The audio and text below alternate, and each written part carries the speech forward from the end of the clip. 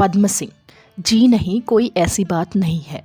पर ये बातें मैं मुंशी जी से अपनी शंका के समाधान के लिए कर रहा हूँ। हाँ भाई साहब, बतलाइए, अमोला के दर्शकों की संख्या क्या होगी? कोई 1000? अच्छा, आपके विचार में कितने दरिद्र किसान होंगे, कितने जमींदार?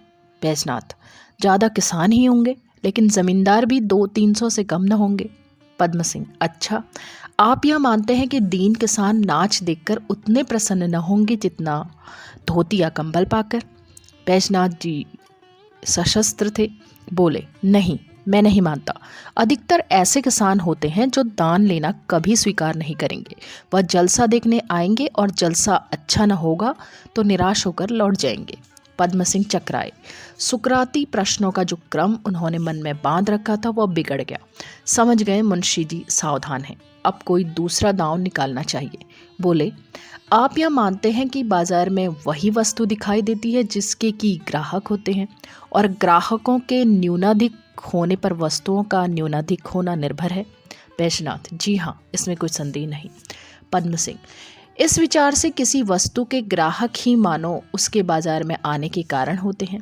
यदि कोई मांस न खाए तो बकरे की गर्दन पर छुरी क्यों चले? बैजनाथ समझ रहे थे कि यह मुझे किसी दूसरे पैंच में ला रहे हैं, लेकिन उन्होंने अभी तक इसका मर्म न समझा था। डरते हुए बोले, हाँ, बात तो यही है।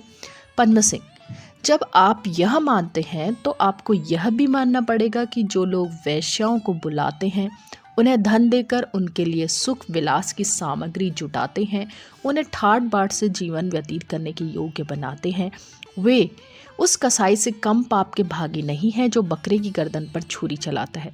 यदि मैं वकीलों को ठाट के साथ टमटम दौड़ाते नहीं देखता तो क्या आज मैं वकील होता? बैजनाथ ने हंसकर कहा, भैया, तुम घुमा फिरा कर अपनी बात मनवा ही लेते हो, लेकिन बात जो कहते हो वो सच्ची है। पद्म सिंह, ऐसी अवस्था में क्या समझना कठिन है कि सैकड़ों स्त्रियां जो हर रोज़ बाजार में झरोखों में बैठी दिखाई देती हैं, जिन्होंने अपनी लज्जा और सतीत्व को भ्रष्ट कर दिया है, उनके जीवन का सर्वनाश करने वाले हम ही लोग हैं। वह हजारों परिवार जो आए दिन इस कुवासना के भंवर में पड़कर लुप्त हो जाते हैं, ईश्वर के दरबार में अपना ही दामन पकड़ेंगे। जिस प्रथा से इतनी बुराइयां उत्पन्न हो उसका त्याग करना क्या अनुचित है? मदन सिंह बहुत ध्यान से ये बातें सुन रहे थे। उन्होंने इतनी उच्च शिक्षा नहीं पाई थी जिससे मनुष्य विचार स्वातंत्र्य की धुन में सामाजिक बंधनों और नैतिक सिद्धांतों का शत्रु हो जाता है। नहीं, वह साधारण बुद्धि के मनुष्य थे। कायल होकर बद बढ़ाव करते रहना उनकी सामर्थ्य से बाहर था। मुस्कुराकर मुंशी बैजनाथ से बोले, कहिए मुंशी जी, आप क्या कहते हैं? है कोई निकलने का उपाय? बैजनाथ ने हंसकर कहा, मुझे तो कोई रास्ता नहीं सूझता। मदन सिंह, कुछ दिनों वकालत पढ़ ली होती तो यह भी करता। यहाँ अब कोई जवाब ही नहीं सूझता। क्यों भैया? पद्म सिंह, मान लो तुम मेरी जगह होते तो इस समय क्या जवाब देते? पद्म सिंह हंसकर, जवाब तो कुछ न कुछ जरूर देता, चाहे तुक मिलती या न मिलती। मदन सिंह, इतना तो मैं भी कहूँगा कि ऐसे जलसों में मन अवश्य चंचल हो जाता है। जवानी में जब मैं किसी जलसे से लौटता था तो महीनों तक उसी वेश्या के रंग रूप हाव भाव की चर्चा किया करता था। बैजनाथ, भैया, पद्म सिंह के ही मन की होने दीजिए, लेकिन कंबल अवश्य बंटवाइए। मदन सिंह, एक कुआं बनवा दिया जाए तो सदा के लिए नाम हो जाएगा। इधर भांवर पड़ी, उधर मैंने कुएं की नींव डाली। बरसात के दिन थे, घटा छाई हुई थी। पंडित उमानाथ चुनारगढ़ के निकट गंगा के तट पर खड़े नाव की बाट जो रहे थे। वह कई गांवों का चक्कर लगाते हुए आ रहे थे और संध्या होने से पहले चुनार के पास एक गांव में जाना चाहते थे। उन्हें पता मिला था कि इस गांव में एक सुयोग्य वर है। उमानाथ आज ही अमोला लौट जाना चाहते थे क्योंकि उनके गांव में एक छोटी सी फौजदारी हो गई थी और थानेदार साहब कल तहकीकात करने आने वाले थे, मगर अभी तक नाव उसी पार खड़ी थी। उमानाथ को मल्लाहों पर क्रोध आ रहा था। सबसे अधिक क्रोध उन मुसाफिरों पर आ रहा था जो उस पार धीरे धीरे नाव में बैठने आ रहे थे। उन्हें दौड़ कर आना चाहिए जिससे उमानाथ को जल्द नाव मिल जाए। जब खड़े खड़े बहुत देर हो गई तो उमानाथ ने जोर से चिल्लाकर मल्लाहों को पुकारा, लेकिन उनकी कंठ ध्वनि को मल्लाहों के कान में पहुंचने की प्रबल आकांक्षा न थी। वह लहरों से खेलती हुई उन्हीं में समा गई। इतने में उमानाथ ने एक साधु को अपनी ओर आते हुए देखा। सिर पर जटा, गले में रुद्राक्ष की माला, एक हाथ में सुल्फे की लंबी चिलम, दूसरे हाथ में लोहे की छड़ी, पीठ पर मृगछाला लपेटे हुए आकर नदी के तट पर खड़ा हो गया। वह भी उस पार जाना चाहता था। उमानाथ को ऐसी भावना हुई कि मैंने साधु को कहीं देखा है, पर याद नहीं पड़ता कि कहाँ। स्मृति पर पर्दा सा पड़ा हुआ था। अकस्मात साधु ने उमानाथ की ओर ताका और तुरंत उन्हें प्रणाम करके बोला, महाराज, घर पर सब कुशल से तो है? यहाँ कैसे आना हुआ? उमानाथ के नेत्र पर से पर्दा हट गया। स्मृति जागृत हो गई। हम रूप बदल सकते हैं, शब्द को नहीं बदल सकते। वह गजाधर पांडे था। जब से सुमन का विवाह हुआ था, उमानाथ कभी उसके पास नहीं गए थे। उसे मुंह दिखाने का साहस नहीं होता था। इस समय गजाधर को इस वेश में देखकर उमानाथ को आश्चर्य हुआ। उन्होंने समझा कहीं मुझे फिर न धोखा हुआ हो। डरते हुए पूछा, शुभ नाम? साधु। पहले तो गजाधर पांडे था, अब गजानंद हूँ। उमानाथ, ओह, तभी तो मैं पहचान न पाता था। मुझे स्मरण होता था कि मैंने कहीं आपको देखा है, पर आपको इस वेश में देखकर मुझे बड़ा आश्चर्य हो रहा है। बाल बच्चे कहाँ हैं? गजानंद, अब उस माया जाल से मुक्त हो गया हूँ। उमानाथ, सुमन कहाँ है? गजानंद, दाल मंडी के कोठे पर। उमानाथ ने विस्मित होकर गजानंद की ओर देखा और तब लज्जा से उसका सिर झुक गया। एक क्षण के बाद उन्होंने पूछा, यह कैसे हुआ? कुछ बात समझ में नहीं आती। गजानंद, उसी प्रकार जैसे संसार में प्रायः हुआ करता है। मेरी असज्जनता और निर्दयता, सुमन की चंचलता और विलास लालसा, दोनों ने मिलकर हम दोनों का सर्वनाश कर दिया। मैं अब उस समय की बातों को सोचता हूँ तो ऐसा मालूम होता है कि एक बड़े घर की बेटी से ब्याह करने की मैंने बड़ी भूल की, और इससे बड़ी भूल यह थी कि ब्याह हो जाने पर उसका उचित आदर सम्मान नहीं किया। निर्धन था, इसलिए आवश्यक था कि मैं अपने धन के अभाव को अपने प्रेम और भक्ति से पूरा करता। मैंने इसके विपरीत निर्दयता से व्यवहार किया। उसे वस्त्र और भोजन का कष्ट दिया। वह चौका बर्तन चक्की में निपुण नहीं थी और न हो सकती थी, पर उससे यह सब काम लेता था और ज़रा भी देर हो जाती तो बिगड़ता था। अब मुझे मालूम होता है कि मैं ही उसके घर से निकलने का कारण हुआ। मैं उसकी सुंदरता का मान न कर सका, इसलिए सुमन का भी मुझसे प्रेम नहीं हो सका। लेकिन वह मुझ पर भक्ति अवश्य रखती थी, पर उस समय मैं अंधा हो रहा था। कंगाल मनुष्य धन पाकर जिस प्रकार फूल उठता है, उसी तरह सुंदर स्त्री पाकर वह संशय और भ्रम में आसक्त हो जाता है। मेरा भी यही हाल था।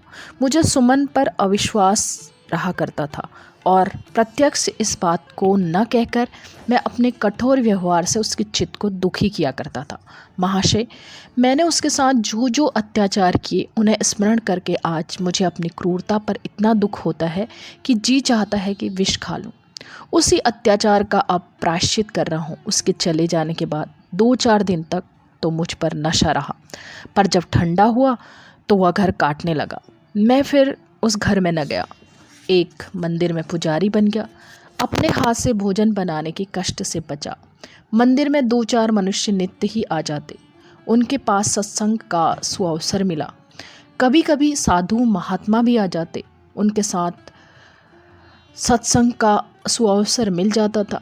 उनकी ज्ञान मर्म की बातें सुनकर मेरा अज्ञान कुछ कुछ मिटने लगा। मैं आपसे सत्य कहता हूँ, पुजारी बनते समय मेरे मन में भक्ति का भाव नाम मात्र भी न था। मैंने केवल निरुद्यमता का सुख और उत्तम भोजन का स्वाद लूटने के लिए पूजा वृत्ति ग्रहण की थी, पर धर्म कथाओं के पढ़ने और सुनने से मन में भक्ति और प्रेम का उदय हुआ और ज्ञानियों के सत्संग से भक्ति ने वैराग्य का रूप धारण कर लिया। अब गांव-गांव घूमता हूँ और अपने से जहाँ तक हो सकता है दूसरों का कल्याण करता हूँ। आप क्या काशी से आ रहे हैं? उमानाथ, नहीं, मैं एक गांव से आ रहा हूँ। सुमन की एक छोटी बहन है, उसी के लिए वर खोज रहा हूँ। गजानंद: लेकिन अब की सुयोग्य वर खोजिएगा। उमानाथ: सुयोग्य वरों की ही तो कमी है, पर उसके लिए मुझ में सामर्थ्य भी तो नहीं है। सुमन: के लिए क्या मैंने कम दौड़ धूप की थी? गजानंद: सुयोग्य वर मिलने के लिए आपको कितने रुपयों की आवश्यकता है? उमानाथ: 1000 तो दहेज ही मांगते हैं, और सब खर्च अलग रहा। गजानंद: आप विवाह तय कर लीजिए। 1000 रुपये का प्रबंध ईश्वर चाहेंगे तो मैं कर दूंगा। यह भेष धारण करके अब लोगों को आसानी से ठग सकता हूँ। मुझे ज्ञान हो रहा है कि मैं प्राणियों को बहुत उपकार कर सकता हूँ। 2-4 दिन में आपके ही घर में आपसे मिलूंगा। नाव आ गई, दोनों नाव में बैठे। गजानंद तो मल्लाहों से बातें करने लगे, लेकिन उमानाथ चिंता सागर में डूबे हुए थे। उनका मन कह रहा था कि सुमन का सर्वनाश मेरे ही कारण हुआ। पंडित उमानाथ सदन सिंह का फलदान चढ़ाए हैं। उन्होंने जानवी से गजानंद की सहायता की चर्चा नहीं की थी। डरते थे कि कहीं यह इन रुपयों को अपनी लड़कियों के विवाह के लिए रख छोड़ने पर जिद न करने लगे। जानवी पर उनके उपदेश का कुछ असर न होता था। उसके सामने वह उसकी हाँ में हाँ मिलाने पर मजबूर हो जाते थे। उन्होंने 1000 रुपये के दहेज पर विवाह ठीक किया था, पर अब इसकी चिंता में पड़े हुए थे कि बारात के लिए खर्च का प्रबंध कैसे होगा। कम से कम 1000 रुपये की और ज़रूरत थी। इसके मिलने का उन्हें कोई उपाय न सूझता था। हाँ, उन्हें इस विचार से हर्ष होता था कि शांता का विवाह अच्छे घर में होगा, वह सुख से रहेगी और गंगाजली की आत्मा मेरे इस काम से प्रसन्न होगी। अंत में उन्होंने सोचा, अभी विवाह को 3 महीने हैं। अगर उस समय तक रुपयों का प्रबंध हो गया तो भला ही है, नहीं तो बारात का झगड़ा ही तोड़ दूंगा। किसी न किसी बात पर बिगड़ जाऊंगा। बारात वाले आप ही नाराज़ होकर लौट जाएंगे। यही न होगा कि मेरी थोड़ी सी बदनामी होगी, पर विवाह तो हो ही जाएगा। लड़की तो आराम से रहेगी। मैं यह झगड़ा ऐसी कुशलता से करूंगा कि सारा दोष बारातियों पर ही आए। पंडित कृष्णचंद्र को जेल खाने से छूटकर आए हुए 1 सप्ताह बीत गया था, लेकिन अभी तक विवाह के संबंध में उमानाथ से कोई बातचीत का अवसर नहीं मिला था। वह कृष्णचंद्र के सम्मुख जाते हुए लज्जाते थे। कृष्णचंद्र के स्वभाव में अब एक बड़ा अंतर दिखाई देता था। उनमें गंभीरता की जगह एक उद्दंडता आ गई थी और संकोच नाम को भी न रहा था। उनका शरीर क्षीण हो गया था, पर उनमें एक अद्भुत शक्ति भरी हुई मालूम होती थी। वे रात को बार बार दीर्घ निश्वास लेकर हाय हाय कहते सुनाई देते थे। आधी रात को चारों ओर जब नीरवता छाई रहती थी, वे अपनी चारपाई पर करवटें बदल बदल कर यह गीत गाया करते थे। अगिया लागी सुंदर बन चरी गयो।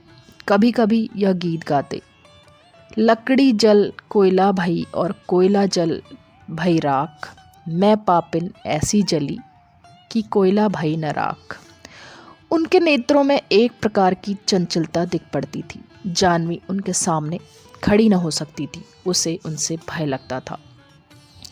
जाड़े के दिन में कृषकों की स्त्रियां हार में काम करने जाती थी। कृष्णचंद्र भी हार की ओर निकल जाते और वहां स्त्रियों से दिल लगी किया करते। ससुराल के नाते उन्हें स्त्रियों से हंसने बोलने का पद था, पर कृष्णचंद्र की बातें ऐसी हास्यपूर्ण और उनकी चितवनें ऐसी कुचेष्टापूर्ण होती थी कि स्त्रियां लज्जा से मुंह छिपा लेती और आकर जानवी को उलाहना देती। वास्तव में कृष्णचंद्र काम संताप से जले जाते थे। अमोला में कितने ही सुशिक्षित सज्जन थे, कृष्णचंद्र उनके समाज में न बैठते। वे नित्य संध्या समय नीच जाति के आदमियों के साथ चरस की दम लगाते दिखाई देते थे। उस समय मंडली में बैठे हुए वह अपने जेल के अनुभव वर्णन किया करते थे। वहाँ उनके कंठ से अश्लील बातों की धारा बहने लगती थी। उमानाथ अपने गांव में सर्वमान्य थे। वे बहनोई के इन दुष्कृत्यों को देख देख कर कट जाते और ईश्वर से मनाते कि किसी प्रकार यहाँ से चले जाएं। और तो और शांता को भी जब अपने पिता के सामने आते हुए भय और संकोच होता था। गांव की स्त्रियां जब जानवी से कृष्णचंद्र की करतूतों की निंदा करने लगती तो शांता को अत्यंत दुख होता था। उसकी समझ में न आता था कि पिताजी को क्या हो गया है। वह कैसे गंभीर, कैसे विचारशील, कैसे दयाशील, कैसे सच्चरित्र मनुष्य थे। यह कायापलट कैसे हो गई? शरीर तो वही है, पर आत्मा कहाँ गई? इस तरह 1 मास बीत गया। उमानाथ मन में झुंझलाते कि इन्हीं की लड़की का विवाह होने वाला है और ये ऐसे निश्चिंत बैठे हैं, तो मुझी को क्या पड़ी है कि व्यर्थ हैरानी में पड़ूं। यह तो नहीं होता कि जाकर कहीं 4 पैसे कमाने का उपाय करें, उल्टे अपने साथ साथ मुझे भी खराब कर रहे हैं।